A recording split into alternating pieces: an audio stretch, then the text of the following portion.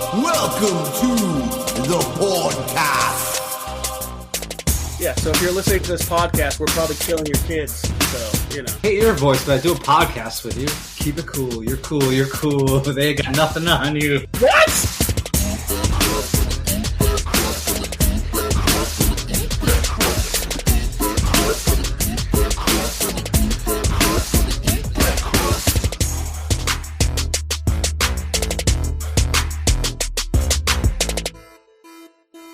What up, everybody? Welcome to the You Gonna Eat That Crust podcast. I'm your host, Ryan Wilson's on the ones and twos coming at you tonight. Also with me, my homeboy, my co-homie, my co-host, Sheamus Rogers. Sheamus, how you doing?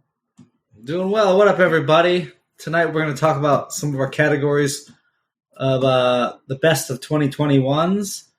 And my favorite thing about 2021 is it's almost over. Yeah. Also with me tonight, follically challenge himself, the sweatpants overlord, ladies and gentlemen, Greg Hoey. Greg, how you doing? What's up, my people? I'm doing fantastic. So, I'd actually, even though I'm happy to see this year come to a close, I would like to talk about one positive thing about 2021, my trip to Ireland. Ooh, hell yeah. Because we haven't got to really chat since I've gotten back. And contractually, you weren't able to talk about it on the PlayStation Network. I wouldn't allow it. That's true. Well, let's hear about your adventures in Ireland, Sheamus. So, yeah, we did a bunch of sightseeing. It was a beautiful country. Gorgeous, actually. Got a lot of great photos. But, I went to Black Castle, Bunratty Castle, which is really cool. Blarney Castle, which is where the Blarney Stone is. I did not kiss it. Did you fuck it? I didn't trust the rag that the guy who working the stone was using to clean it after every dozen people went through. The Blarney rag? Yeah. The gift of everlasting rag. But no, you have to it's an uncomfortable position. You have to hang upside down or get scrunched up. And I'm just not, like I said, I'm not kissing a rock. Did anyone else kiss it? Only one of our group did. But he'll eat anything. Hey-o. The stairs up were really scary. Stairs down weren't bad. But yeah, we went to the Jameson distillery. What do you mean the stairs up were scary? Was there no railing? Your whole foot wouldn't even fit on and they were just old stone and not even level, and it was very scary and very claustrophobic. What's that? Could you fall off, or was it safe? I don't think anything was safe there. Nothing's safe in Europe. In America, we have guardrails and warning signs and everything. In Ireland, they're if he dies, he dies. If he dies, he dies. They embrace a little Russian. Yeah. They really are a little different over there. Yeah, then we went to the Jameson distillery, which is very cool. Nice Love tour. me some JMO. Yeah, it was right on the grounds where they built the new distillery right next to it, and it's the only distillery in the world. I was because I asked, and I was so where do you export the most? What country do you export the most Jameson to? And he's oh, there's a little country over the pond called the United States of America. They get about 48% of the exports. I'm damn. I was yes, we do like our JMO. Even though there's so many better, even though there's better whiskeys out there. There is, but it's so goddamn smooth, you know? Yeah. But they weren't even cheaper over there. You export it over the ocean, and you can't even give us a little discount here. Damn. So yeah, the Cliffs of Moher were really cool, beautiful. That's another one. People are just climbing over the fences. So you're at your own risk. If the earth crumbles underneath you, you're a tragedy. Damn. I can't wait to see some of those photos. I got some panoramics there. Went to the Doolin Caves. And spent a day in Dublin, which is cool. Went to the Temple Bar, the oldest bar in Ireland. Built in 1840. Nice. If I could recommend anybody that goes to Dublin and wants to go to Temple Bar, just get a drink and get out of there. That place is a mess. It's a madhouse. And They actually were poaching waitstaff because they would ask you to pay after everything you ordered. So then, we had at least 7 different waitstaff come up to us and ask if we needed anything, and they were just poaching off each other. So there's no structure at all there. Go in, see the place, get one and done, get a pint, get out of there. Now, Sheamus, I think me and all the listeners out there want to know, with a palate as sophisticated as yours, what the hell did you eat in Ireland? Good question. It's like you chicken nuggies. It's like that was choreographed there because I was actually going into that. The two best meals of my trip was the flight in and the flight out. No lie. Ear lingus, which I highly recommend. They were amazing.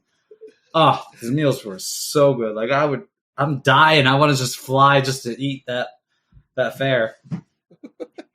No lie. Took a couple to go with you for the trip. Yeah, it was good. I got chicken both times, but they were done differently with different veggies and seasonings. It was so good. And the beef looked good too. And they came with pudding and bread, and it was just awesome. And they don't have anything signature dish in Ireland, really. So they're big on the fish and chips, which I think a lot of Europe is. Yep. I don't eat water monsters, so I'm out there. But Bobby, who went with us, he tried the fish and chip. He was on a fish and chip tour. He tried it every one. Glad he didn't get sick. Good. But at 9 out of 10 restaurants there, the soup of the day was vegetable soup. We were actually shocked at the end of the trip when somebody gave us a different soup. And the soup of the day is bread. And the beef was strange texture. Irish beef, they call it. I think it's sheep. You don't see a lot of cows on the island. There's a lot of sheep, though. All right. It's a bit sheep in quality. Yeah. The roads were very narrow. That was hectic the first day. Driving in my rental car. I'm glad we initially had a standard, and then yo, dude, you guys are gonna be shifting with your left hand. I'm like, oh, yeah. Holy shit! Yeah, that must have been weird as fuck. I'm not big on the standard, anyways, but I'm not shifting with my left hand. So we changed it. So I changed it at the airport to an automatic. It only cost an extra $500. Jesus. No, that was some of that was because they didn't respect the insurance I bought in America. They don't. So that's a pointer. Another travel pointer. Don't buy Expedia's insurance. All right. Get it when you get there because they don't respect it. Yeah, were you able to potentially just train around or take? We only really took the train when we went to Dublin. We took it to Dublin because we were a couple hours outside Dublin. I mean, we flew into Dublin. Yep. But we were actually at Adair Manor, which was beautiful. So no, we were driving a lot, and the days were short this time of year, which kind of sucked. But it was awesome. I mean, nice. There were a lot of leather pants are popular.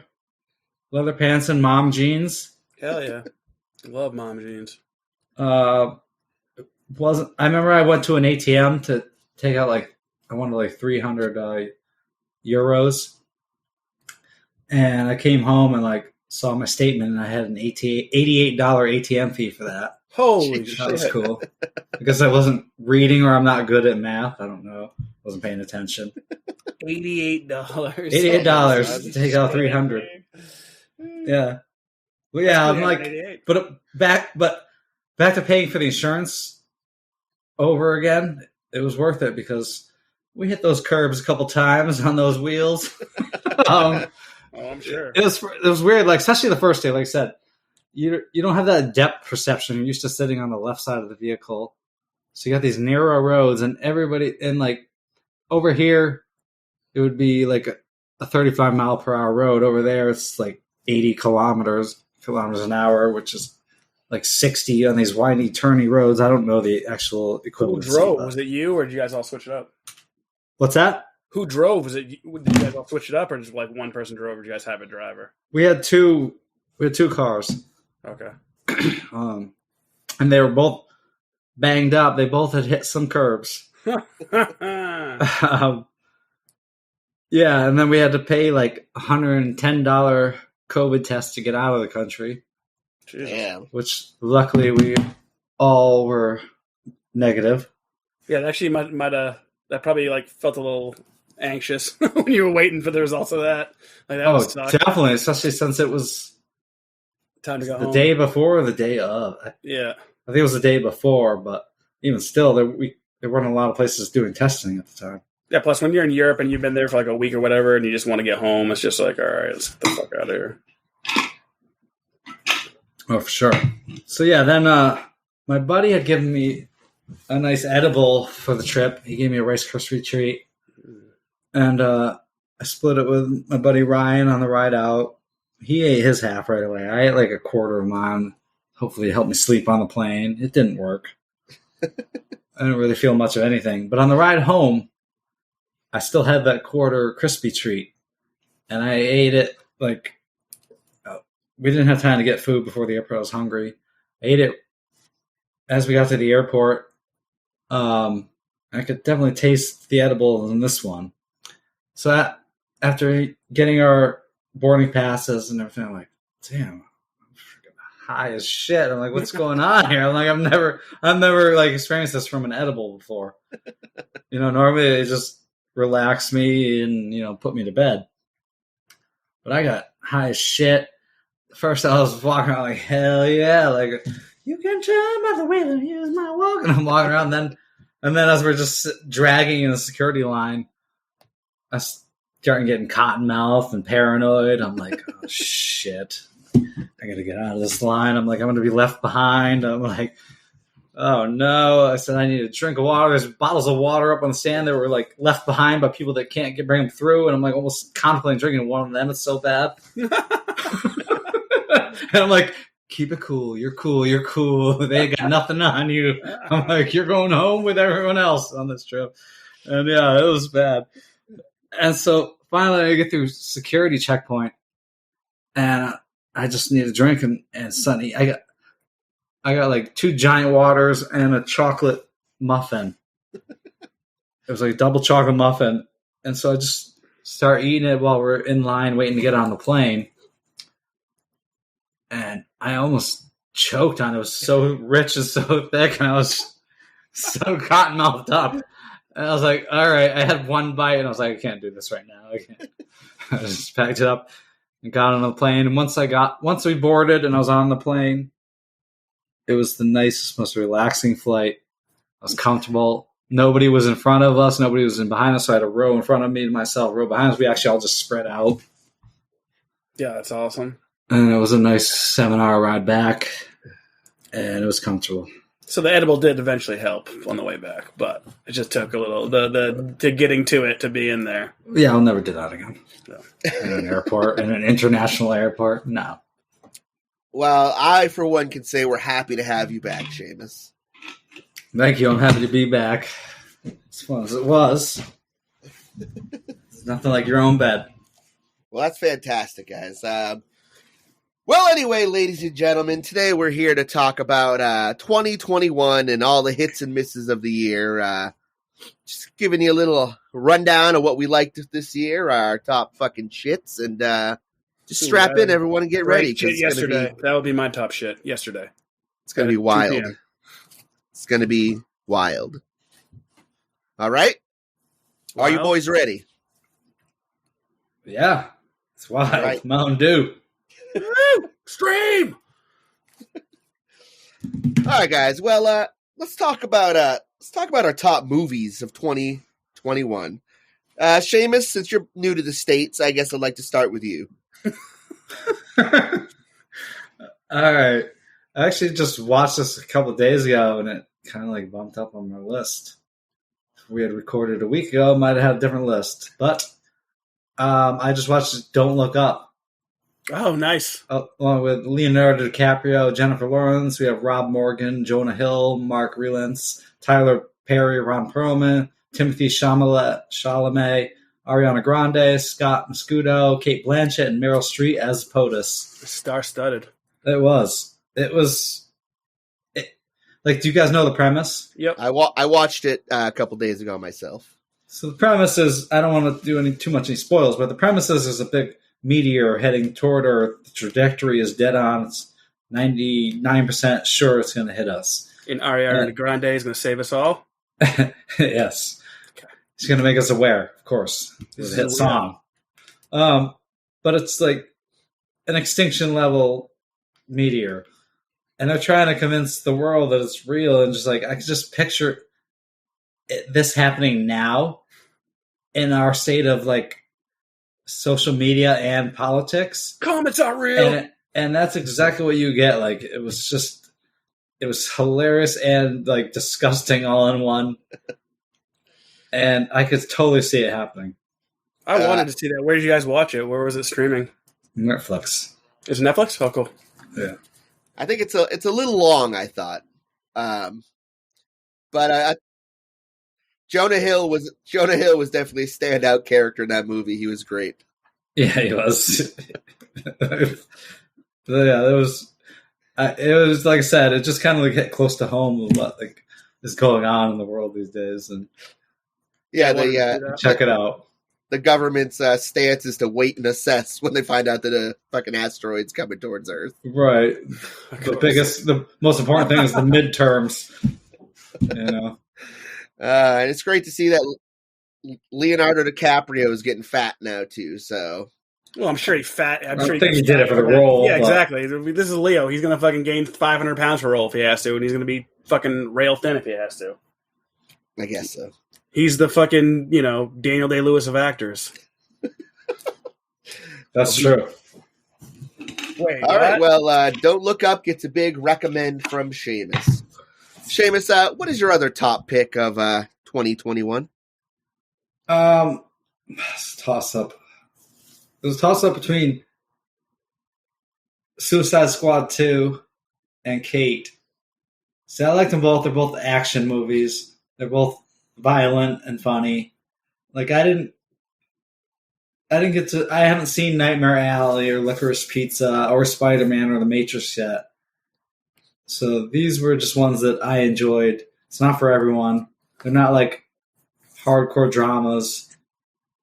But they just did it for me. Suicide Squad 2 and Kate, my runners up. That's actually Suicide Squad was also one of my two picks for the year as well. I just rewatched it last night. It's fucking hilarious, I think, first and foremost, and the action's awesome in it. And I can't recommend it enough. I mean, do great minds think alike, or fucking what? Jesus Christ! I mean, come on. I'm adding it now. I didn't have it, but I'm adding it. So, and I know the Suicide Squad 2, Warner Bros. was pushing hard for a PG-13 rating. But director James Gunn wouldn't compromise. Yeah, that would have been a mistake. I think, I don't know how familiar you guys are with the fucking trauma films, like fucking Toxic Avenger and shit. But that's where James Gunn cut his teeth making those kind of movies. And I feel like he really shows his roots a lot in this movie. And that's why even the action was hilarious in it, I thought. Like, the amount of gore was hilarious, too. Like, the way they used it was funny and clever. Movies of the year. I loved it. Yeah, dude, it was awesome. It was well done. I gotta watch it again. It was such a step up from the first Suicide Squad, which I did like. I mean, it was kind of bad, but it was still like enjoyable. It was night and day. I couldn't stand the first one. So yeah, I liked it, but I mean, it is night and day. But yeah, the first one's about like a 5 or 6, and this one's like a 10. It was so much better than the first one. Yeah, I agree with that. And Kate was awesome too. What's her name? Yeah, that's my girl. Yeah, what's her name? Yeah, Elizabeth Weinstein. Yeah, she's awesome. Good. Of Fargo fame and Cloverfield Lane. I also wanted to throw in, boys, that I am looking forward to the Peacemaker series that comes out on HBO next month. Oh, it's a series, not a movie? Now it's a series. Oh, okay, cool. Hell yeah. I don't think we should even make movies. I don't know what you're talking about. John Cena's character, Peacemaker. Oh, nice. let's get rid of movies and just make He was series. hilarious. I don't know Yeah. what happened with John Cena, because I remember when he first came out, like I didn't like him, but he's like didn't either. funny as fuck, dude. Like I've seen him in 3 different movies Well, this year that That's were what happened to hilarious. The Rock. I mean, He's a- I didn't like Channing Tatum at first either, but Yeah. once he did 21 Jump Street, yeah. Oh, was in. yeah, great movie. It's like, I mean, these wrestlers are like, I mean, yeah, they're like soap opera actors, but I mean, like they have experience. They're acting the whole fucking time when they're wrestling. You know, it's like a big fucking true. to do. So it's pretty easy to see them transition over. You know, Yeah, not all the Rock's movies are the best, but you know, I love seeing him. He's you know, he's a good actor that, you know, obviously the audiences love. Walking Tall did it for me after Walking Tall. Or no, what the hell was that one with Sean William Scott in the jungle? Oh yeah, that was funny. Yeah, that movie was the shit, and I was like, all right, I'm in. I'm in. Rock, you got me. Yeah, exactly. That's that moment where you're like, all right, I'm like this guy. Now I can't wait to see The Miz in the new Forrest Gump. What are you talking about? I'm just joking. All right, cool. All right, well, is there any other movies you want to talk about that you enjoyed this year, Sheamus? I did catch Old. Did you Nice. like it? I haven't seen it yet. Don't give it away. I liked it. It was Uh-oh. definitely different. No, it was like I'd be very angry to be on that island. Okay, but You I can lose think your hair, probably. I think it's easily M. Night Shyamalan's most fucked up movie. I enjoyed it. I thought it was super fucked It was up. very fucked up, man. That's why I liked it, just because it was so different and so like just shocking. Like, All his movies are fucked up. yeah. Literally every one of his movies. It's definitely shock and awe, and then he leaves you with a putter. It better be better than Lady in the Water. I never saw that one. I just want to mention real quick in that movie the scene where the girl is going through the cave and she like breaks her legs and shit. Oh my god, that was awful. Oh, it was so hard to watch that part of the movie. Yeah, it was. Yeah, That fuck. was probably the hardest part. Now I'm going to brace myself for leg braces, I guess. It was just weird. You can't even describe it really. You have to watch it. Ugh. That's not streaming anywhere. That's like you got to pay for that, right? Yeah, I rented it. I want to see the new Resident Evil too, even though I heard mixed reviews. I heard it was kind of shit, but It's probably crap. yeah, whatever. Yeah, whatever. Word. All right, well, I'll just throw out my other pick for my movie of the year, and I just watched this 2 weeks ago, probably. I accidentally bought it when I was trying to rent it. I pre-ordered it. So I pre-ordered on accident Venom, Let There Be Carnage. And, Really? oh, God, it was fucking fantastic. I heard It was good. It was like an hour of comedy, and then like 35 minutes of great action. And I laughed my ass off through the whole fucking movie. It was great. It's like the only positive review I've ever heard about this movie. I've heard nothing but bad things about this movie. I heard it was good. I heard it was trash. By a couple of people. Well, I enjoyed it thoroughly, Greg, and Venom's well, always I- been one of my favorite Well, characters. now I've heard that The Matrix was trash. Now Yeah, me too. Now I'm not looking as forward to seeing it.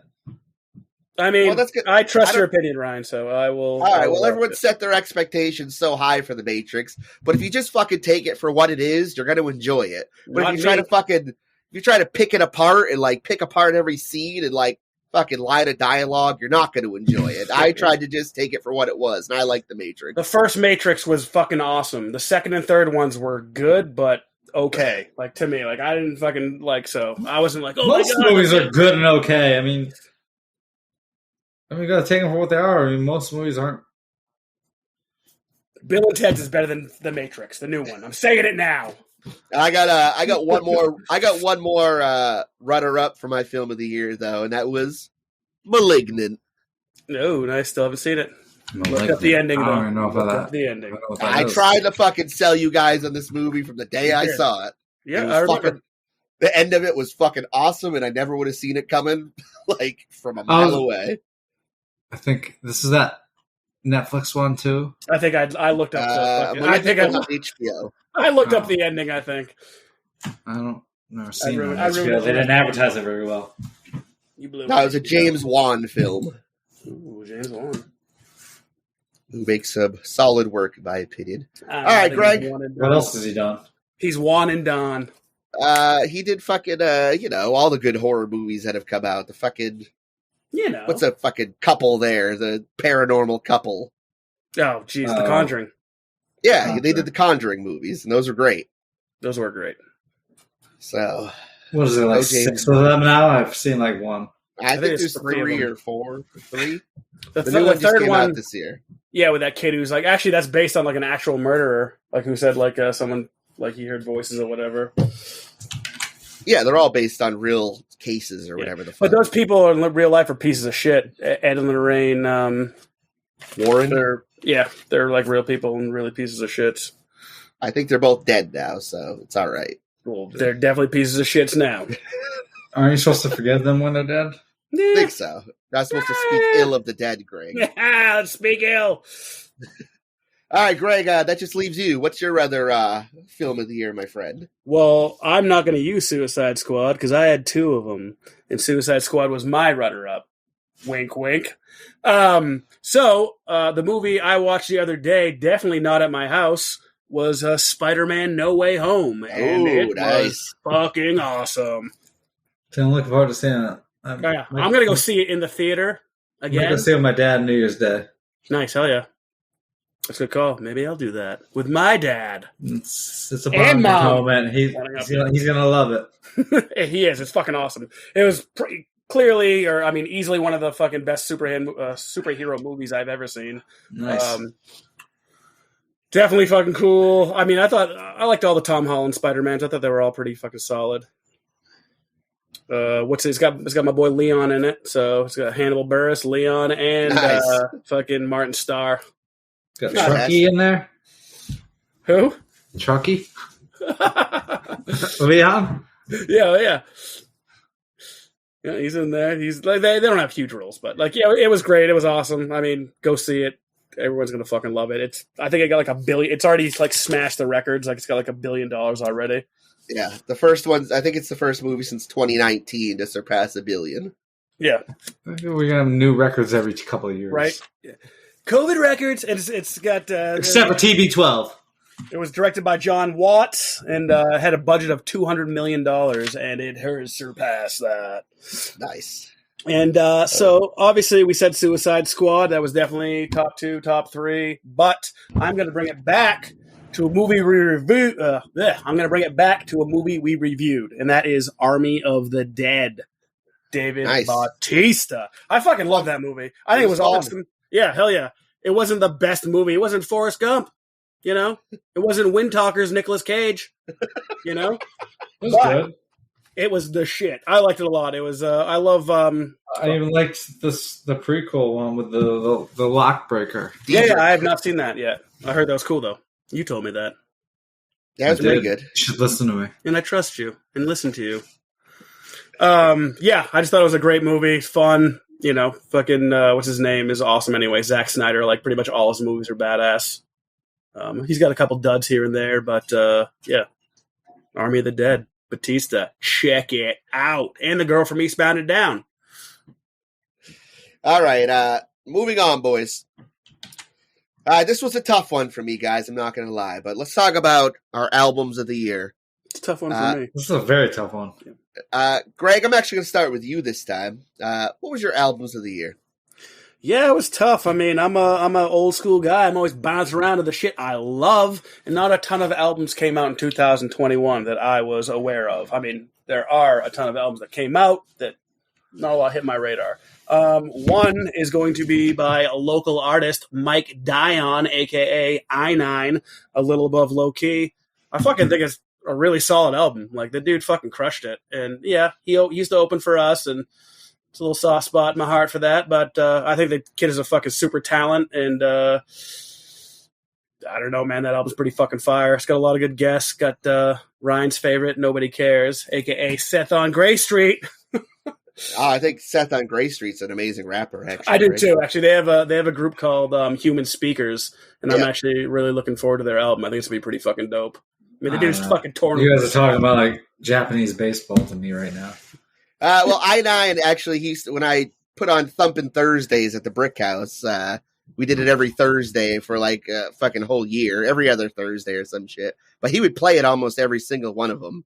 And I went and recorded at his studio, and he recorded at my house a couple times. And he's a cool kid. I mean, he likes all the same nerdy shit that I do. He likes fucking the Berserk manga and fucking the Dark Tower books, and that's how we ended up getting along so well. And I fucking love this album too. There's a reason he got signed to Method Man and Redman's label. I mean, he's fucking sick, man. I remember sold it down. Yeah, dude, I remember like fucking meeting this kid in like, I don't know, like 2011 or 2000. I don't know, it was way fucking back in the day when, like, you know, he was fucking doing Thumpin' Thursdays, or he was opening up for us and fucking forgetting his music. Like, I don't have a fucking disc to play my music on. I was like, well, fucking what do you want us to do about that, buddy? But I told him, like, dude, like, when the right person hears you, you're going to fucking take off. Like, you were fucking just raw talent, and fucking boom. I mean, obviously the dude worked for it and just fucking went hard, but that girl, MB Padfield's on the album. She opened up for us one time. She's going to be pretty big sometime, too. She's fucking pretty talented as well. Ryan, did you watch the Berserk, the Golden Egg series on Netflix? I did, yeah. It's great. The animation was amazing on those. Yeah. Oh, yeah, man. That's the only solid. There's like 2 Berserk animes, and then that 3-arc series. And those are the only good ones. The animes are trash. Yeah. And moving on to my second album, which was also tough, and I'm sure there's other albums out there that are better. Rack on Tour's album just missed it by a year. If that was the case, that would have easily been my fucking best album. But I will, in my opinion, sorry, go ahead. Oh, I was saying I'm going to go with Scaled and Icy by the 21 Pilots. I know it's like preteen pop shit, but I think the dude's pretty talented. He's a good singer, good rapper, and that fucking drummer is insane. I don't know. I'm a sucker for pop music being in cover bands. It fucking happens. I'm sorry. You know? Word up, son. All right, Greg. Well, check it out. Great picks. Great picks. Sheamus, what about you? What are your albums of 2021? Well, I knew you both were going to pick Scaled and Icy 21 Pilots were going to be on your list. And I wanted to find albums better, but I couldn't. Like, 2021 wasn't the best year for music, in my opinion, or video games. I thought 2020 was amazing for music and video games. There were a lot of great albums that came out. Agreed. And games. So yeah, my top is Scaled and Icy by 21 Pilots as well. Great. Good choice. You figured there would have been more albums in 2021 with everybody being locked in their fucking houses forever. You figured we'd be getting some fucking... Well, there were a lot of albums. There weren't a lot of good albums. Ooh, I mean, all right, let's take Weezer, for example. They came out with 2 albums in 2020 or 2021, and they should have just made a 3 to 4 song EP with the amount of good songs on both the albums. No, yeah, I had Van Weezer as an honorable mention, but they also did that orchestral one too. And each album, only a couple good songs in each album. Exactly. I mean, to be fair, I haven't listened to them enough. Like Scaled and Icy, I was like meh at first. Like after anyone that hears us talking about how Scaled and Icy is our top albums, yeah, they're gonna go and listen to it, and they're gonna be like, "Guys are fucking lame. What are you idiots?" Yeah, they're gonna be like, "This is stupid." But you really have to listen to it a few times to really appreciate the album. But that's a lot of music these days, I guess. Yeah, Prof's album just barely missed it. The 2020. Like, I mean, obviously he's got reissued. So, to be fair, I maybe didn't give the Weezer albums enough time, but also didn't even know they came out this year until like 2 weeks ago. So I didn't get to listen to them as much as I would like to have. But 21 Pilots... I have some facts. Their band name comes from the play All My Sons by Arthur Miller. The play focuses on a man who was responsible for the deaths of 21 pilots whose planes had faulty parts. He sold them. 21 Pilots is one of only 3 musical acts to have 2 singles appear simultaneously in the top 5 of the Billboard Hot 100. Was that Stressed Out Ride? Yes. Yeah. 21 Pilots is listed in 4 categories: rock, alternative hip-hop, indie pop, and electro pop. Yeah, I can see that.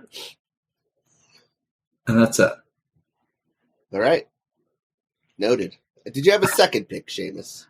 So this was tough. I think my second pick is going to be Foo Fighters' Medicine at Midnight, their 10th studio album.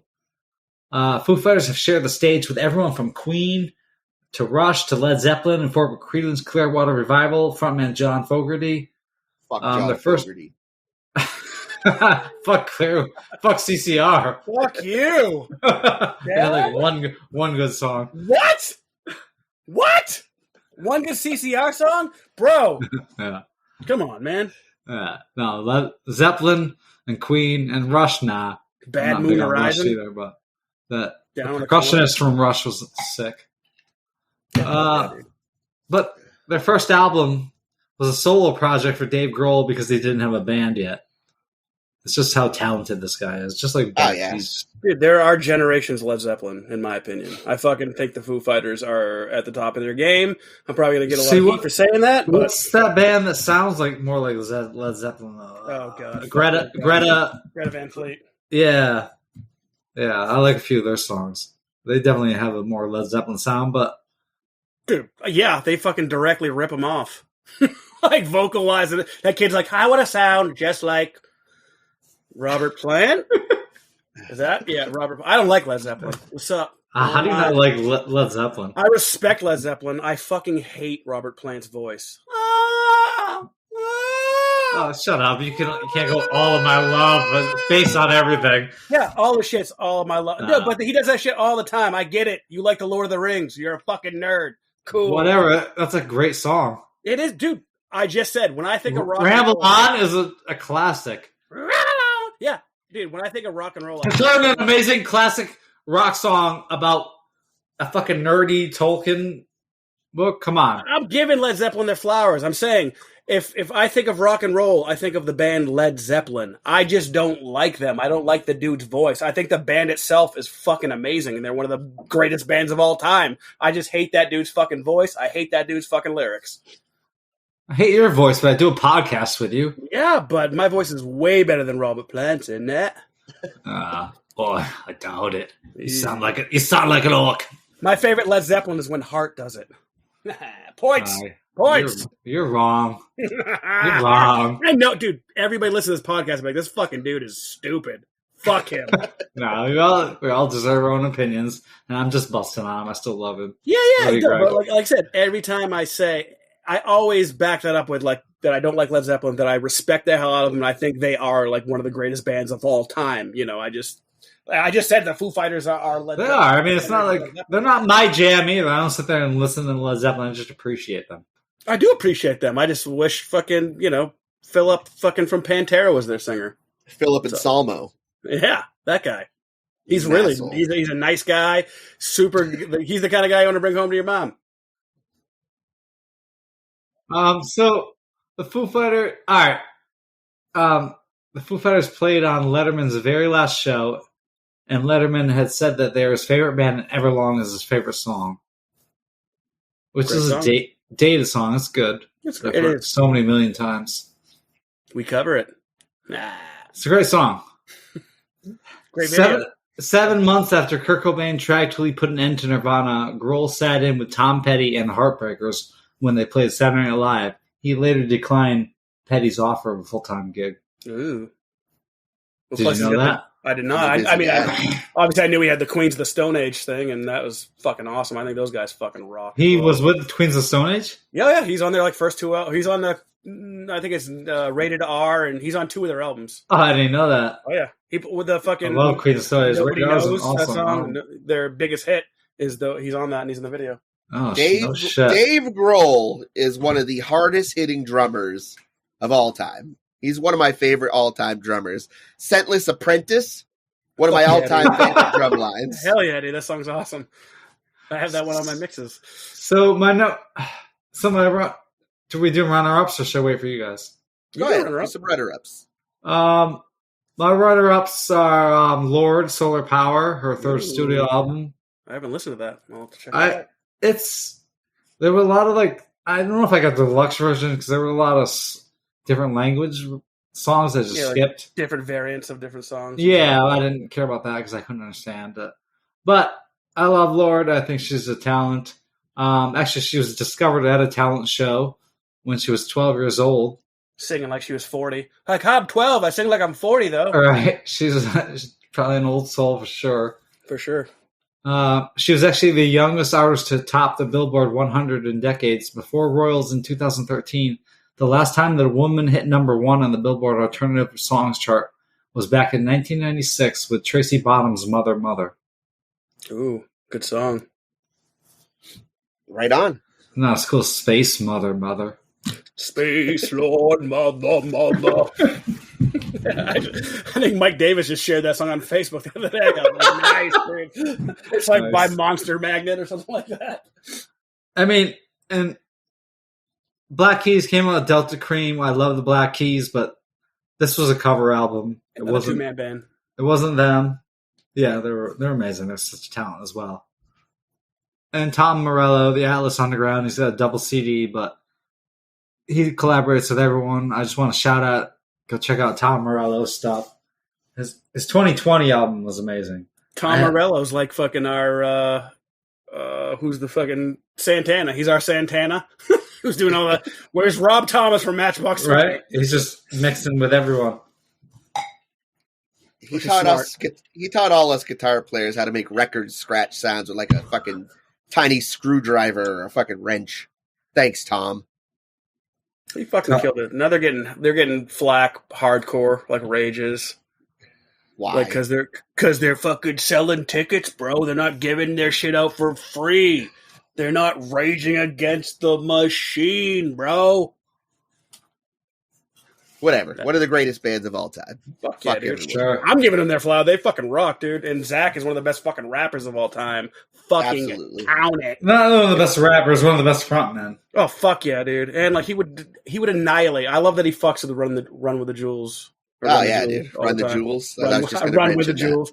I like how they fuck with Run with the Jewels. Yeah, that fantastic hip hop band, Run with the Jewels. Running with the Jewels. Oh, all right, that was a pretty dope album too, though. The Run the Jewels album. Shit, fuck. Which one? The newest one.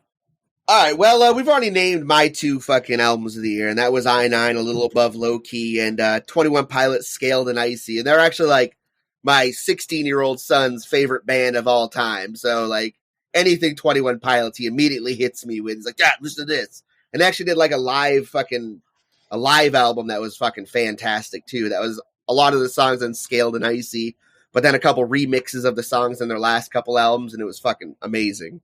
But my other runners-up for album of the year was Aesop Rock and Blockhead, Garbology. Yep. Nice. I like Aesop's solo stuff more. Not a huge Garbo beat fan. I'm not a huge fan of his beats. And then Modest Mouse, The Golden Casket. Gotta listen to it. It was really fucking solid album. Yeah, I gotta listen to a couple songs on it. I love Modest Mouse, but again, they can be boring to me. Sure. But again, I don't give some of their music enough chance either. Yeah, bands change and take chances and evolve and grow to something different. Right, like I said, every 21 Pilots album I listen to, except for maybe Blurry Face, I was like, well, dude, I didn't know that was their 6th album. 5th. It said I could have sworn it said their 6th studio album. I thought it was their 5th where they finally got it hit. I think Modest Mouse is like this era's Talking Heads. Personally, they've always reminded me of Talking Heads. The way the singer sings, the way they play their music, and this one's a little bit of a cheat, guys. But I will say, I had it bumping for like a solid week. Was the 30th anniversary of Nevermind. Oh, really? Yeah. Also, hold on, Greg, you were right. It's the 6th. Yeah. Okay. 30th anniversary of Nevermind, huh? Yeah, man. They remastered the whole album, and then they had all these live tracks that were just awesome. And then they dressed that. Then they made the kid who was on the cover like just stand there naked while everyone came out and flick his dick. Flick his dick! Hey, flick his dick! They took him out of the cover. I'm pretty sure that lawsuit's over. Like he lost. Oh yeah, nobody did he sell or just lose. I think he lost. Couple other quick ones. There was a Gift of Gab album called Finding Inspiration Somehow, and there was like 4 or 5 really hard hitting tracks on that I enjoyed. And the new Chris Webby album, Still Wednesday, came out last week, and I enjoyed the hell out of that too. So yeah, that was fire. His last one was fucking fire as well. Fucking Nice job. Wednesday's on fire. Nice job, you guys. All right, we're going to go right into our favorite TV shows of the year, folks. I'll kick it off this time. One of my favorite shows of the year was a little cartoon on Amazon Prime called Invincible. I still got to watch it. I heard it's awesome. It was so good. More of it. I've only watched a couple episodes. It was so violent. The last episode will just blow you the fuck away with the sheer level of violence and death in the last episode. I read the entire comic run too. It was fucking highly enjoyable. Robert Kirkman, I believe, right? The Walking Dead guy wrote it. Kirkman? Okay, nice. Yeah. So I highly recommend that to anyone. And my other pick for the year is going to be The Wheel of Time, also on Amazon Prime. Really? You're the first positive review I have ever heard. I've been in line on trash that the whole Wait, you watch the WB on the rag or the OW or whatever the hell it's called now? Whatever. Jesus I was a big Christ. fan. I was a big fan of the books growing up. And, They were my favorite series growing up. Jesus. They fucking butchered the series. Would you like the strain too? Oh my God, you guys are so hard to please. All right, fine. I didn't like that show. My second pick is White Lotus. Then, okay. Hell yeah. You didn't think they miscast everyone on the Wheel of Time? Steve's on, bro. They miscast everybody. Fine. It wasn't perfect, all right? But again, I just try to take shit for what it is and don't pick it apart, and that makes me enjoy shit more. So yeah, I wish I could just put a lollipop in my mouth and watch cartoons and be happy. Likes it. Ryan really likes it. I mean, yes, I wish I could turn it all off and just enjoy it all. Whatever. I like the violence in it. I did care for all the characters. Lamb was shit. Lamb was one of the worst casts of them all. No, he was not. Oh, please. He's a Borderlander. He's supposed to be a gruff, scarred-up veteran.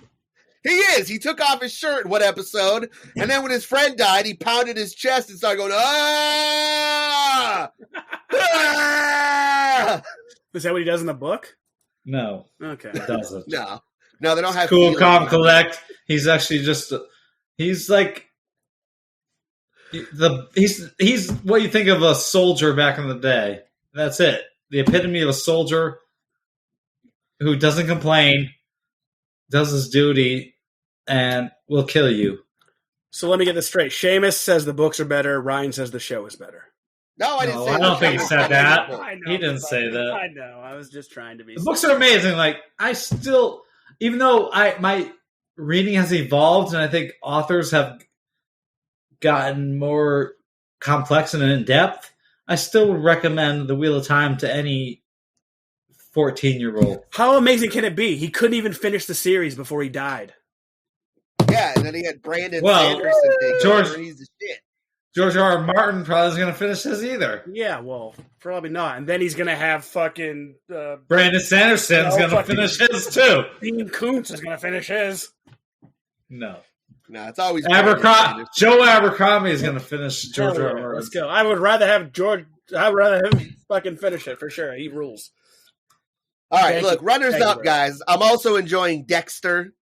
Me too. And Yellow Jackets. Ooh, I want to see that, actually. What's Yellow Jackets? I hadn't heard of Yellowstone. What's Yellow Jackets? They crash, and it's like almost like a fucking Lord of the Flies type deal, and it shows them when they're older and shit. Like I don't know. I'll check that out. It looks cool. Yeah, it's pretty good so far. I don't know where it's going to go with the story.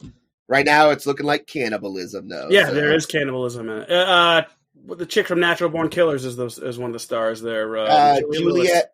Yeah, and she did not age well. Yeah, I think they aged. I think she looks like that on purpose. She's supposed to look fucked up. Yeah, okay, Greg. Also, Christina Ricci is in it. She looks like way fucked up in that show. Jeez, nice. I knew I saw those eyes. All right there, fucking Golden Globe, Emmy, fucking captain. Seamus, what are your two shows? Yeah, I thought you were talking to me. I was like, yeah, what's up? I thought I was talking to you as well. Well, you know. All right. Go ahead. My reputation precedes me. I still haven't finished some shows. Like I've only watched a couple of episodes of Curb this season, which they were hilarious. It's Always Sunny in Philadelphia. I haven't watched any. I haven't caught up in the last season, which I would love to catch. But my winner goes to What We Do in the Shadows. Yeah. Nice. In my opinion, the best season yet. Oh, hell yeah. So you, Agreed. so you finish this season. Dude, the last 2 episodes were fucking the energy vampire. Oh, Were fucking amazing.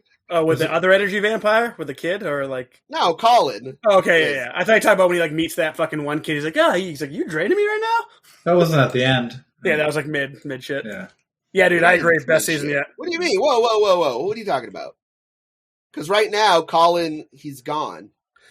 He's Groot. Yes. No, I was talking about the kid, like when he's at a party. It's when Naja. It was way back when Naja ripped the. Yeah, right. It was like the first couple episodes, and like he meets the other energy vampire. Like episode 4 or 5 or something like that. Yeah. He's like, oh, hey, what's up, man, energy vampire? And then he's like just sitting there. He's like, hey, are you draining me? Like he says that to Colin, like Colin's like talking to him and shit. Dude, no, the one with the banshee on the island and everything. Oh yeah, dude, the fucking singer. Yeah. Oh, dude, fucking one of the greatest character. I fucking love him. Fucking Laszlo. He doesn't even need to say much. He just fucking rules, dude. Like he's just so fucking cool, dude. And I mean, it was such a good movie, but then the decision to have new central characters, great. I guess Clement and Waititi had that up front. They had no desire to reprise their roles from the film. So they just wanted to write new characters. Also, they didn't want to travel, because what area is it?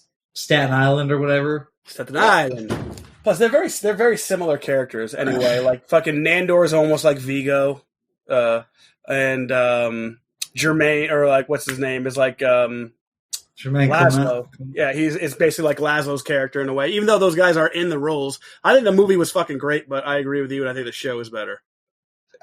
Nowadays, sorry, go ahead. The episode where Nandor falls in love with that girl at the gym. Oh my god, dude! Yeah, that was great. So fucking funny. Yeah, dude. When Laszlo go in and then Colin went in too. She's not into guys. She's into girls. Fucking car. That was great. Fucking girl. Duh. Poaching. Actually, shows. Colin. The actor Prost, Mark Prost, yeah. Mark Prost said he based his performance on the combination of people he met in Los Angeles. He said, "You're going to meet a lot of people who get on your nerves in the city." He's one of the like. That's why I love the show too, is because Colin Robinson. Like Colin Robinson is fucking amazing. Like that. I mean, taking it back a couple seasons when the emotional vampire meets the energy vampire, they're just going back and forth. See, yeah, my dog just got hit by a car. All right, so my runner-up is Dexter. And it may not be the best season. No spoilers. But, I don't know, maybe I was just nostalgic for Dexter.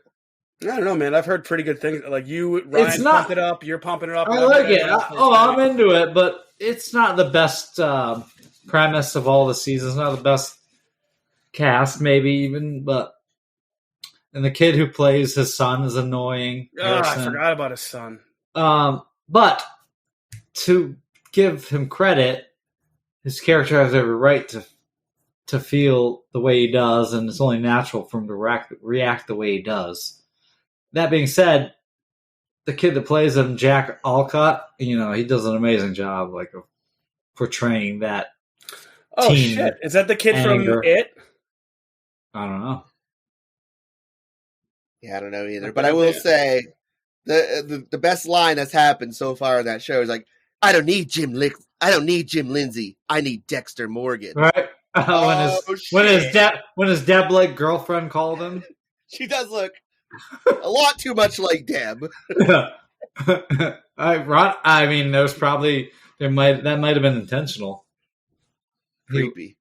Yeah, I don't know who this. He or she was in love with. They were in love with each other. I don't know. It was weird. But speaking of Deb, I didn't know that they had divorced in 2010. Well, that's just too bad. Because Michael C. Hall, Dexter, and Deb, Jennifer Carpenter, were like married, and working on the show, and they divorced in 2010, but continued to work together. It was probably the possession and the exorcism of Emily Rose that broke them apart. Yeah, we don't know what that you're was talking my about. guess. You have to elaborate. I believe that's another. She's the I character. believe that's another James Wan movie. I believe. Is it? Nice. Dude, I'll tell you a story. I probably already told it. We saw that in Connecticut. We were fucking, I don't know, we were probably 18, 17 years old whenever that movie came out. I was sleeping downstairs in Sheamus's living room, and I was so fucking scared, I went up and slept on his floor in his room because I was so fucking scared of that movie. That movie fucking scared the shit out of me. I don't remember Pretty this. fucked up.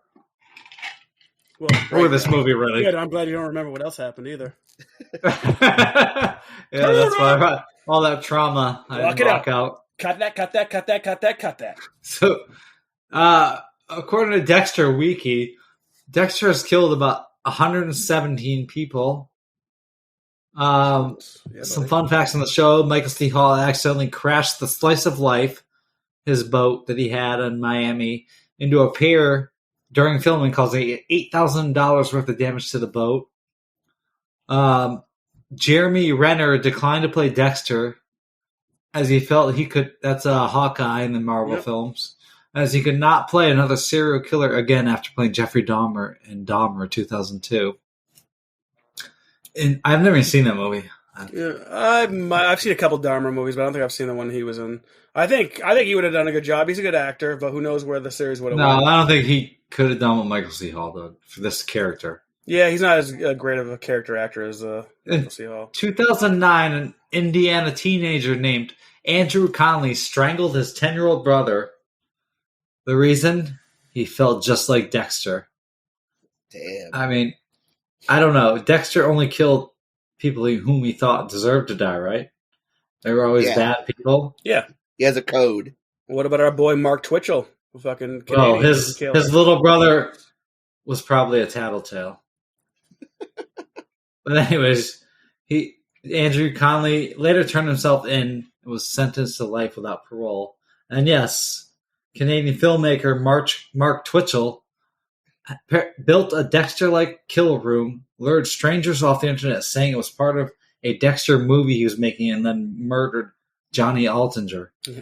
And I love how the cops caught him, though. They fucking told him they were interested in the script. And he was all excited about a Star Wars movie. He's like, oh, let's go, guys. And they fucking slapped the cuffs on him. Nerd! In October 2008, John Brian Altinger, a 38-year-old former White Rock, British Columbia oil field equipment manufacturer known to his friends as Johnny, unknowingly interacted with Twitchell on a dating site, Plenty of Fish. Plenty of Fish, yeah. Altinger informed his friends of plans to meet a woman with whom he had been chatting with. Altinger discovered too late that Twitchell had posed as the woman online in order to lure him into a kill room set up in the garage-turned-film studio. Twitchell bludgeoned and stabbed Altinger before cutting him apart, partially burning him, and then dumping his remains in garbage bags in a storm sewer.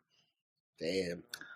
In 2011, Twitchell was sentenced to prison, where he continues to watch the show and even drew pictures of Michael C. Hall. Jesus Christ. And my runners up, like I said, I only watched a couple episodes, Curb and All Is Sunny. I have to finish the seasons. Great. All right, Greg. Well, that brings us to you. What do you got for us? All right. Well, What We Do in the Shadows was one of mine. My favorite show. I fucking love it. It's awesome. Obviously, Sunny and Curb, they're right up there for me, workaholics. But right now, I'm just vibing on What We Do in the Shadows. I just got a beanie. So that one's up there. But I'm surprised this one wasn't hit on. My number 2 / maybe number 1, fucking Squid Games! Squid Games!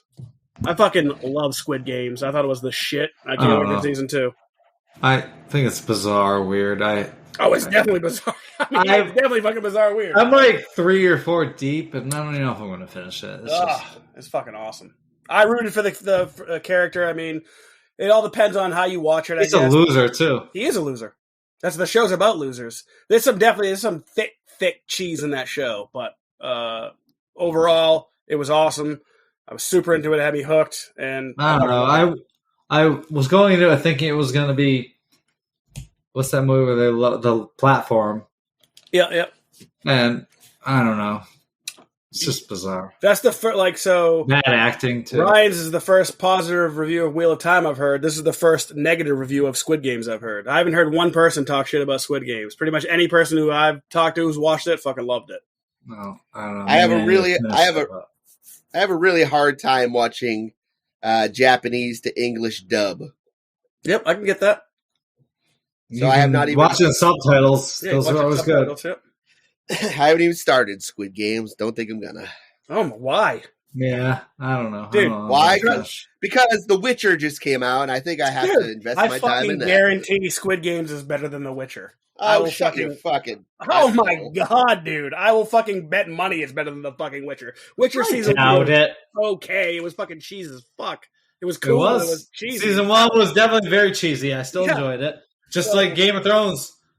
They were away from the book. Yeah, but they weren't fucking cheesy. Those were fucking solid. Season 2 is shaping up to be better. A bigger story arc, better acting. I don't know. Put it this way. I almost fucking did what you did to fucking Stranger Things, Tiger King. I was the same thing. Stranger Things Season 1, I didn't even care for. And Rick and Morty. But you know what? I fucking watched them because of the hype, and the hype was fucking real. Don't sleep on Squid Games, Ryan. Don't be dumb. I don't know. I fall asleep on every episode of Squid Games. Ah, fuck that. To date, I'm on episode 4, I think. Holy shit, I've already got 15 on every episode. But yeah, you fall asleep on every episode. To be fair, I do fall asleep on everything. I have to watch a movie 4 nights a week to get through it. Dude, it's fucking awesome. Like I can see you maybe watching a couple episodes like, yeah, it's not for me, but like to be like, yeah, no, I'm not even gonna watch it. Like I think that's insane.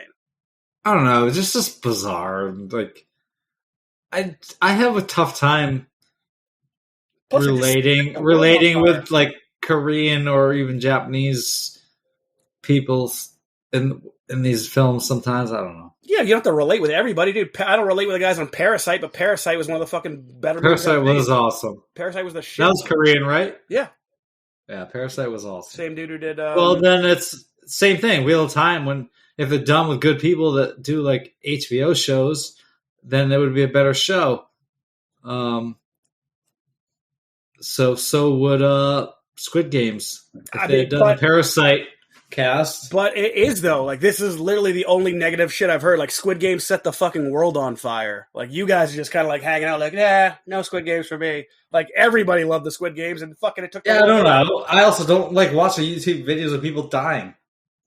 I don't like video. Dude, you fucking love you need. I love violence. I do love violence in video games and movies, not in real life. Guess what? Squid Games isn't real life. It's a TV show. It's a TV show. You know who else is recommending Squid Games? Ryan Seacrest. And I hate Ryan Seacrest. He wears Uggs. So what? He's recommending Dexter as well. You wear Crocs, bruh. Ryan Seacrest is watching fucking Squid Games right after he finishes his fucking second episode of Yellow Jackets and the new episode of Dexter. Guaranteed. Right after he gets a blowjob from Giselle after the Tom Brady divorce. I mean, wait, what? Wait, what? No, I'm slandering. I'm just saying they have a divorce coming up, and she's probably hitting Ryan Seacrest. Ryan Seaman. Hey, whoa! All right, moving on, boys. Got a lot to get through here. All right, let's go with our book of the year, kids. Greg, why don't you start us out? I know how deep a reader you are. I do read a lot, okay? I just haven't read a lot lately because I ain't got the fucking time. I've been listening to the podcast, all right? So if I do read a book, all right, well, how many books have you read that are an audiobook? Me? I'm talking to Sheamus who laughed at me. When's the last How many books have read that aren't audiobook? Yeah, when's the last book you've actually read? I don't know, it's 12,000. No, I said when. Like when. Oh, when? I'm reading one right now. Paperback's right on my bedstand. All right, well, good for you. I have not read, but for a while when I was working for Brymar, I would read a book every month because that's how slow I read. What? Drew and Nancy? Yeah, no. The Hardy Boys? Hardy Boys, fucking Goosebumps, R.L. Stein, anything by Dean Koontz. No, I get it. I didn't read a lot of 2021 books. Okay, so these are the books I'm looking forward to and that I will fucking quit my job, quit the podcast, and fucking read. right when they come out. So my number one book, it's over Game of Thrones, is The Thorn of Emberlin. And that's the fourth book, of the Gentleman Bastards trilogy. Nice. Not trilogy. I'm looking forward to that as well. Like, that dude is like George R.R. Martin, like, as far as taking forever. So this is a 7-book series. This is the 4th one we're still waiting for. Yeah, exactly. So we could never make it through this. Yeah, Abercrombie's going to finish his and fucking get the Game of Thrones one. All right, cool. Also, Greg, I will say that you bought that series for me, and I highly enjoyed it. Yeah. See, So I read people. He does. He has good taste. Game of Thrones, which Sheamus and Ryan both got me into. I remember you guys both fucking, just all raving about the series. I remember I saw the first fucking season and then instantly bought the fucking book and I was hooked. See, HBO's first season actually followed the books. It was great. Yeah. And then they just did what they wanted to from there. And I had to separate them and enjoy each of them separately. You did, but it was still pretty solid from all the way through. It usually got where it was going through, something else. Like, it just did like something differently. But they fell apart the last couple seasons. Once they passed the books, it was over. Well, I guess George R.R. Martin begged them to do 2 more seasons, and they wouldn't do it. Yeah, like, I don't know how much. I mean, I hope that's true, but who knows, like, how much of that shit's true. Like, George R. R. Martin's like come out like, I tried to have him do this, I tried to have him do that. Like, yeah, you're fucking lazy, bro. Took you like fucking 20 years to fucking write a book. Fucking finish the book. I've already read 2 chapters. I've read 2 chapters of the fucking 6th book. Fucking after I finished the 5th book in 1985. I'm waiting. So Game of Thrones book 6. That's what I'm waiting. That's also. I mean, are we gonna get that in 2022? No. I doubt it. When do you think we're gonna get it? I say 2026. I say 2025 by Joe Abercrombie. I hope so. That'd be awesome. I hope not. Yeah. George R. R. Martin lives long and prosper, brother. Yeah, he is an awesome writer.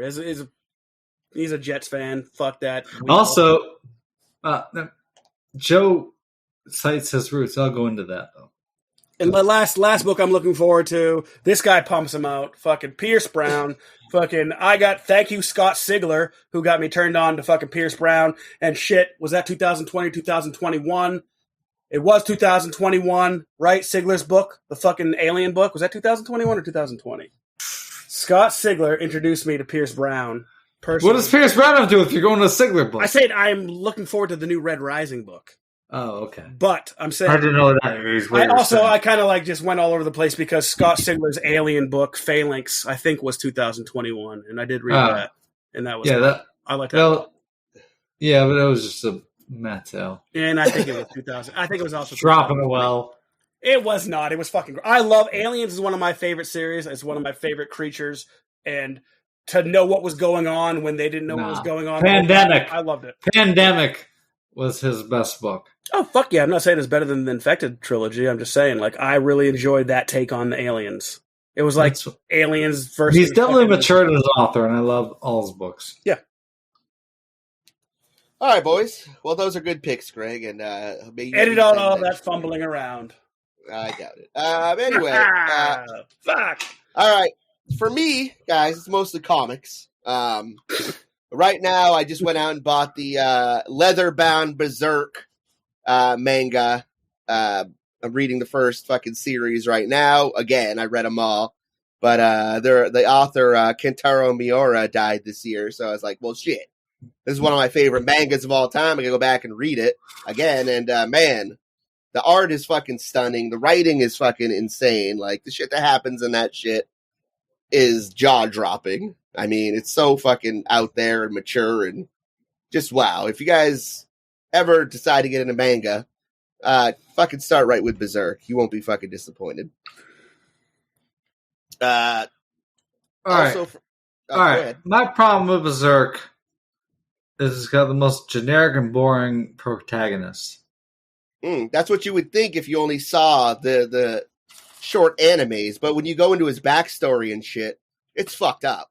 All the characters have bigger story than him.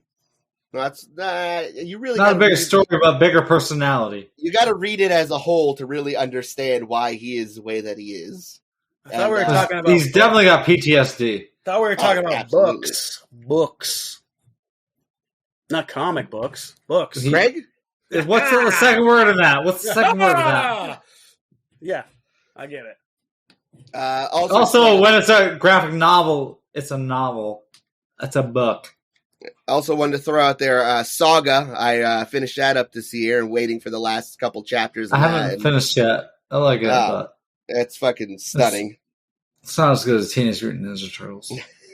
Absolutely. I've read it 5 times. I love it. And for a book, Greg, I'm reading the Stormlight Archives by Brandon Sanderson. Hey, and God, how do you get through those? They're like 40 hours. I'm in the middle of Oathbringer right now, and it's fantastic. And I think he's one of the best fantasy authors that we have right now. I love him. I'm beyond Oathbreaker. I'm on the next one, I think. Oh, I'm on Oathbringer where he's and I can't finish it because Brandon Sanderson bores me to shit because he likes to explain everything. Yeah, I was a big fan of Sanderson. He explains everything. We could cut his books to a third if he didn't have to explain everything. All right, well, he even explains the obvious. I appreciate when authors explain things because there's a lot of vague authors out there, and you I don't know what's going on. But this guy talks to you like he's teaching preschool.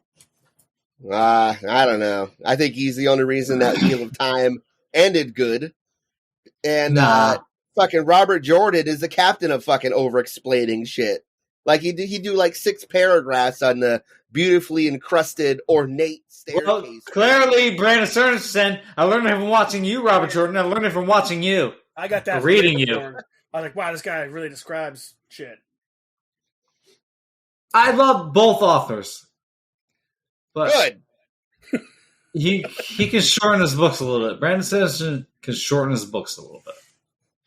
All right. Well, Sheamus, what are your books of the year, brother? All right. As we discussed, I didn't read a lot of 2021 books because books are like a thing that you discover. They could be 30 years old and you discover this year. I don't think we were talking about books that came out in 2021. That wouldn't be fair. Well, I thought that's what we were. No. Anyways, it doesn't matter. Books you discovered or books I read. Books I read were released in 2021 that I'm on my list.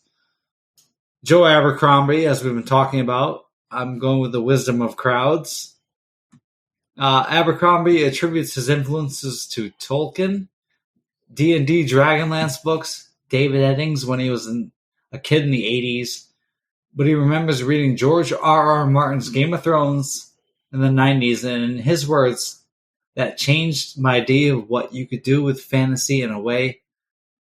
I think that probably reading that was quite influential in trying to do something myself. It opened my eyes as to what you could do with fantasy while still being commercially successful. And he probably wrote 55 books since that. Yeah, he's way faster. He's the fucking man, dude. You recommended the first Law trilogy, and that whole fucking series after that was fun. I recommend all his books. Recommend the first Law trilogy. Start there because that's the timeline. Before writing, he was a TV video editor. He grew up playing a lot of video games. He's a huge fan of Star Trek: The Next Generation. Best served cold, baby. That's why that fucking one was awesome. It was awesome. Standalone. He had 3 standalones before his next trilogy, and they were all amazing. Yeah, they were. His characters are so just fucking awesome, fleshed out just like a real person. There's a lot of characters, and especially fantasy, are generic. His are complex and all have their own backstories. Fucking Shivers. Yeah, man, Shivers is the shit. Shivers was the shit. Who was the crazy one? The Bloody Nine? Yeah, the Bloody Nine. Yeah, fuck yeah. Logan, the Bloody Nine. Oh, so fucking good. So my good. next one is Under the Whispering Door. Under the Whispering Door by T.J. Klune. He's a relatively new author on the scene. His books, the ones I've read anyways, were very Harry Potter-esque. I'm not a Klune. They're set in a world. They're set in our world, basically, with these fantastical hidden worlds living in conjunction, but unknown to the majority of the population. He has a lot of... What's that? I thought you were going to say with these fantastic beasts. It is very similar to that. That's the same. He has a lot of complex homosexual protagonists which is actually refreshing from the normal main characters in the book. He's actually openly queer himself.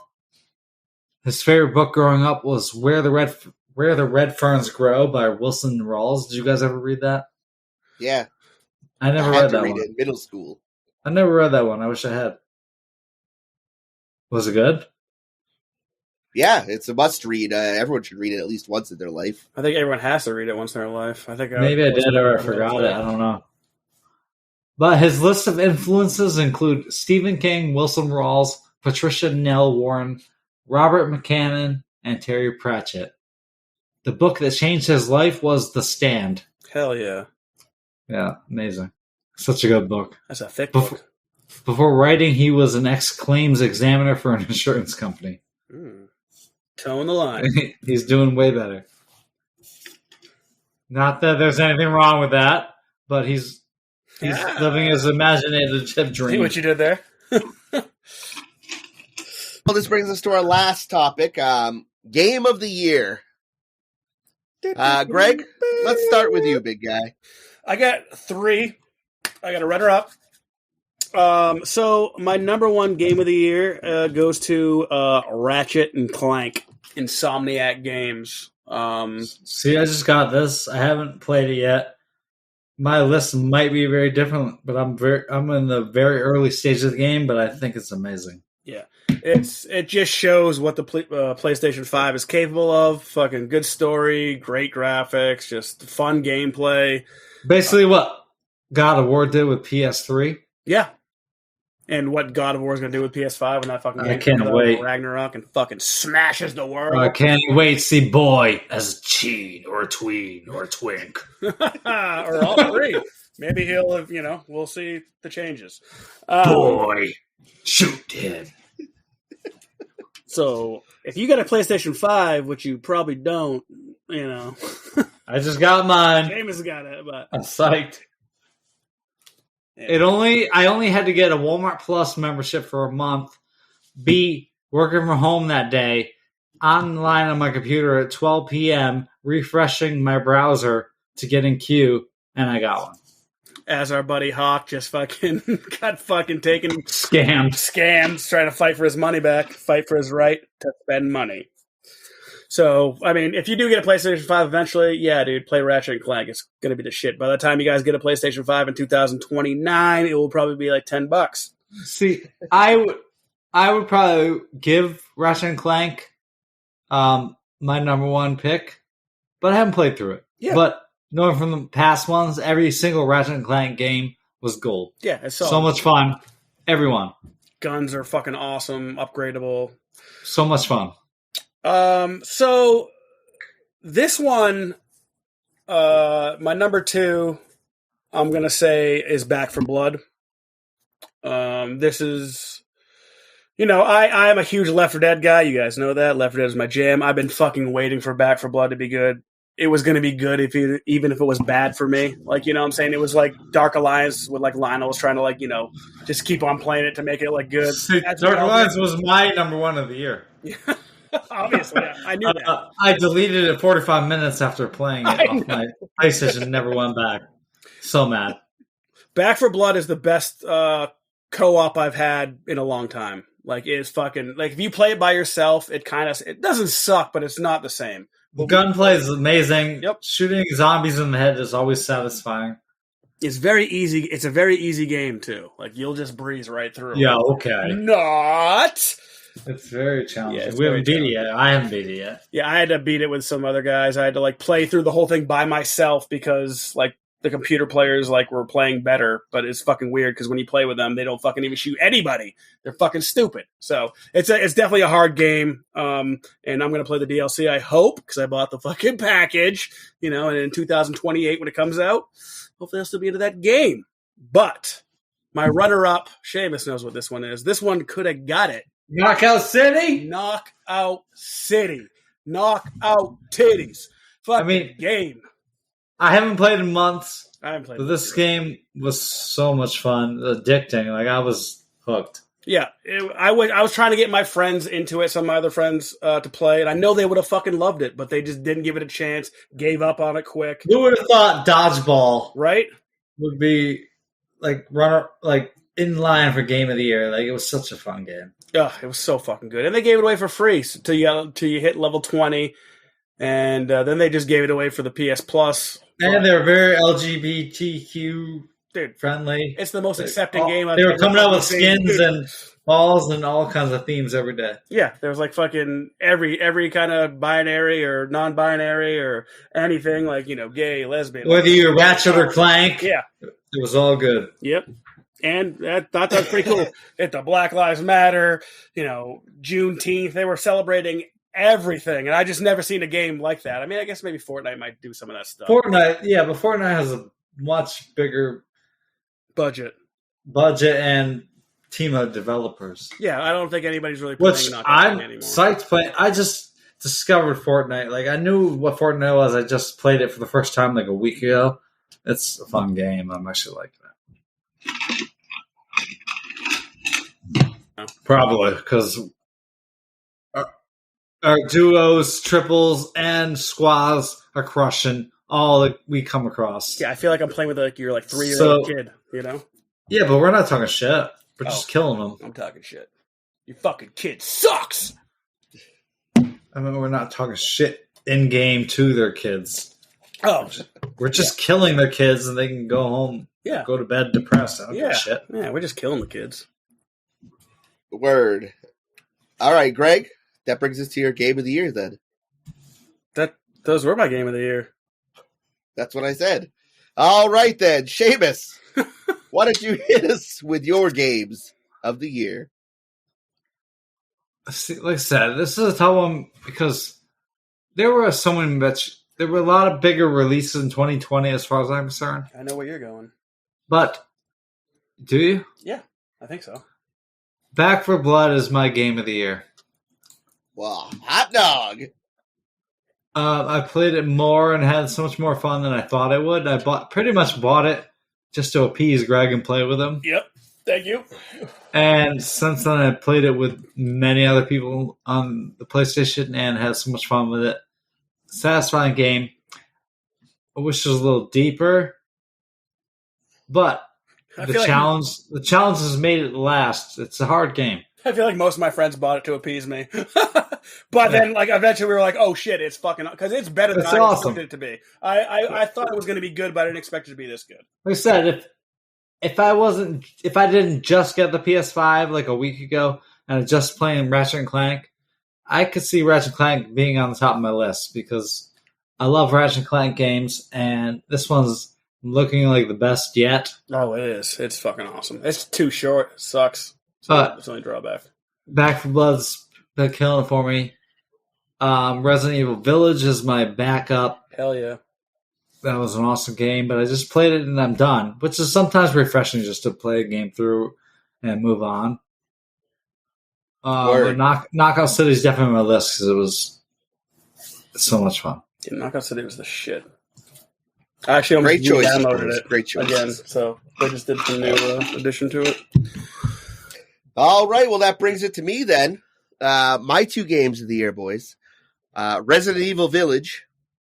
Biohazard or Resident Evil 7 was one of my favorite games of the year. And the game was the shit. The sequel just gives you more of the same, but better. Different.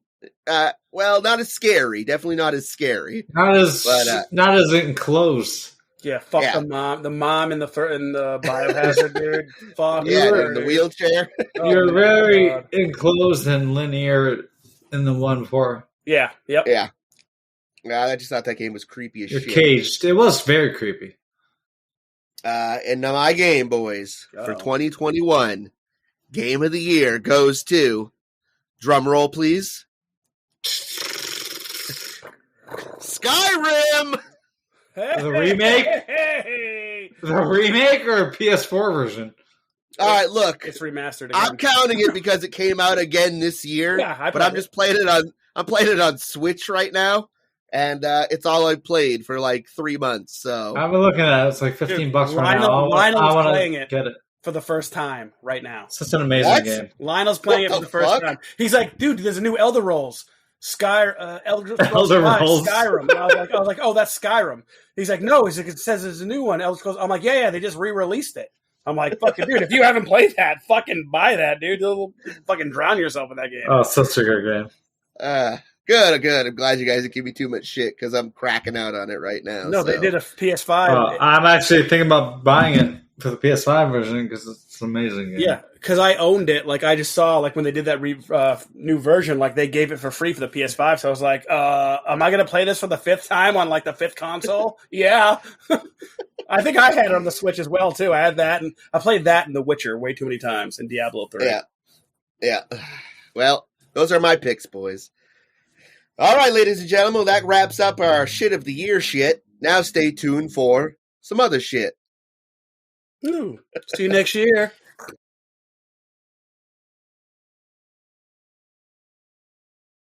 Yep. I just got a little segment about 2022, some of the things we're looking forward to, some of the things we want to change, blah, blah, blah. I'm going to fire off a couple questions to you guys, and you guys just give me a couple word answers, all right? All right. I'm going to ask you, what's one thing you're looking forward to in 2022? Ryan. Another lockdown. Hey, yep. Sheamus.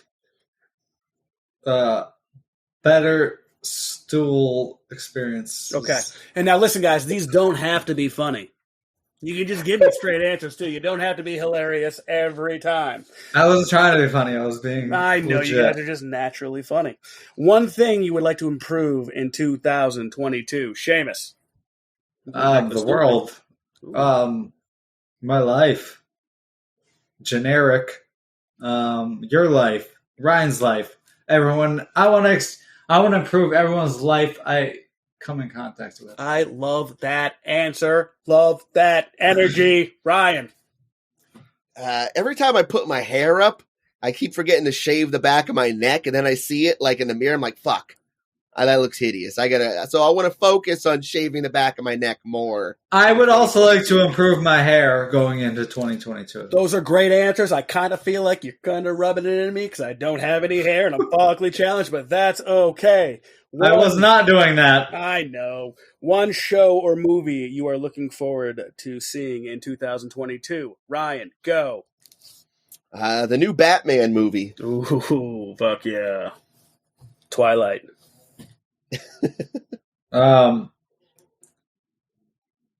I guess. I mean, I'm probably not going to see Spider-Man till the New Year, so that one. Hell yeah. Fucking.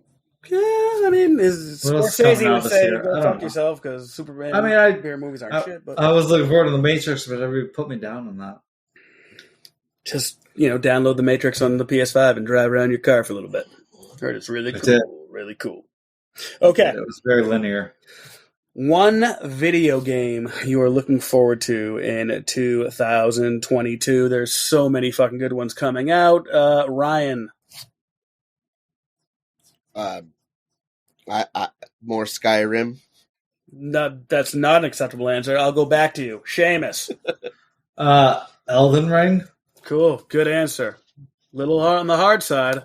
I might have said, I don't know, Ollie Ollie World or Saifu. I'm looking forward to those as well, but Elden Ring's my jam right now. Ryan. Fucking Slitterhead. I thought you were going to. It would have been a lot cooler if you said Skyrim again. Okay, that's the segment. And all right. Also, I have something else I want to talk about. The art of regifting. We've all seen it, maybe done it. I don't know. I was talking with a coworker, and she had brought up that her brother-in-law named Greg, 1G. It's fucking horrible news for these Gregs. He gave them a bunch of gifts, and one of the gifts he gave them was like this grill set. But as they were opening it, the fucking kids of that family came over and were like, "Hey, that's ours! That's ours!" And this Greg guy pulled them away. Had to pull them away and like, shut up. How awkward. Yeah, right. And then she opened up a battery like for cartridges for weed. A battery for Vapes? weed, for vapes, the cartridges that the kids do. 18 plus, of course. And she's like looking at it like, oh, it's kind of a cool color. And then she's like twisting it around, and there's like an empty card on top, like one of those ones you can kind of refill, which is cool. Like, so that's cool. And then all of a sudden she sees one that like there's a card at the bottom too that's just like all like filled with like all gross, and it's like leaking all over place. And the pen has like clearly been used. So they just re-gifted the pen. That's disgusting. I know. That's like, I want to wrap up my used toothbrush and give it to you. Right. As a stocking stuffer. You're a fucking foul person.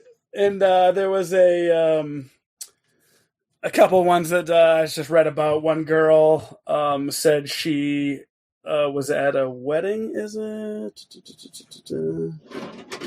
Oh yeah, no. This wasn't a wedding. This one lady got like a gift certificate to like Old Navy from one of her friends, and she went to go check the balance on it, and it said like 58.12 on it, and so it was like clearly just been like used and like gifted. You know, it's like so she's a gift card that she was given herself. She re-gifted that had a random balance on it. Exactly. So she received that. How could you even do that? Right?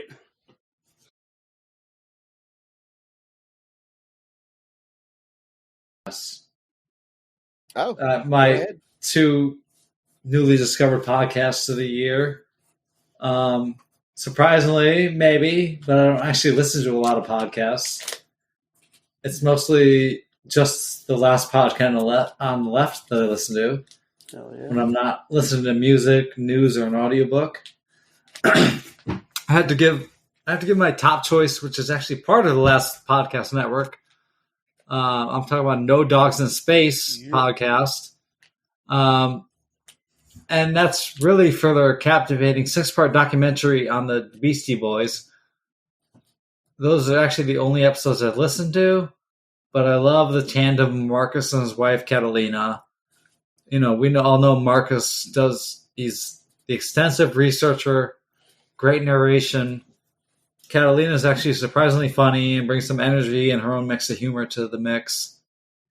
And I would listen to more of them, I think, but their bands I don't even know. They're mostly a music podcast. It's good though. Yeah, I would say that Beastie Boys one was like the podcast of the year easily. Yeah, it was amazing. That it was Beastie amazing. Boys one was awesome, but they still have good ones. I said, I've only listened to the Beastie Boys. I don't listen to No Dogs in Space, which I love. I love Marcus, and I would recommend the Beastie Boys documentary to anybody that grew up in our timeline. Definitely. That's fucking good. It's like a 6-parter too.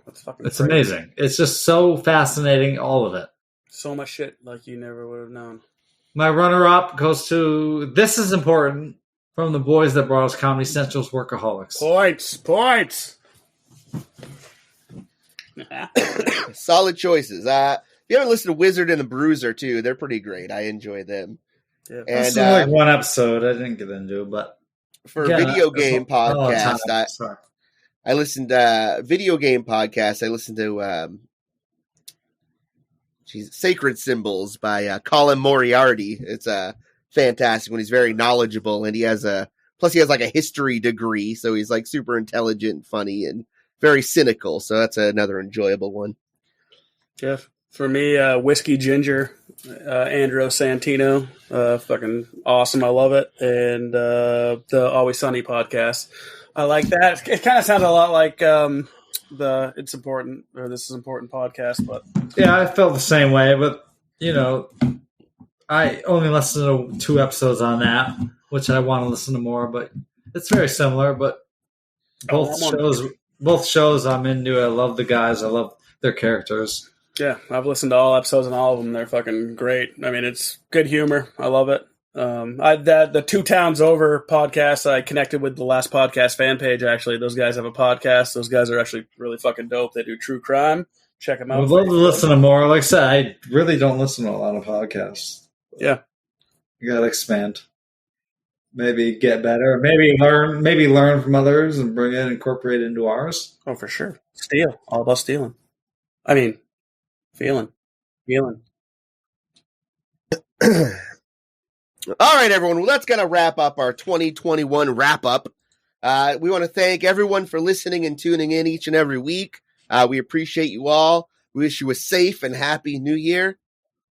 And follow us on Spotify, Instagram, Facebook, Apple Pod Music, all that stuff. If you want to donate to our Patreon and Anchor, that would be awesome. We'd appreciate it. Any episode ideas or anything like that, email us. You know the email. We've said it. You can eatthatcrust@gmail.com or gonna-eat-that-crust@gmail.com. Follow us on Twitter. Ryan's tweeting all over the place. Appreciate the support. Love it. Love you all. Thanks for listening.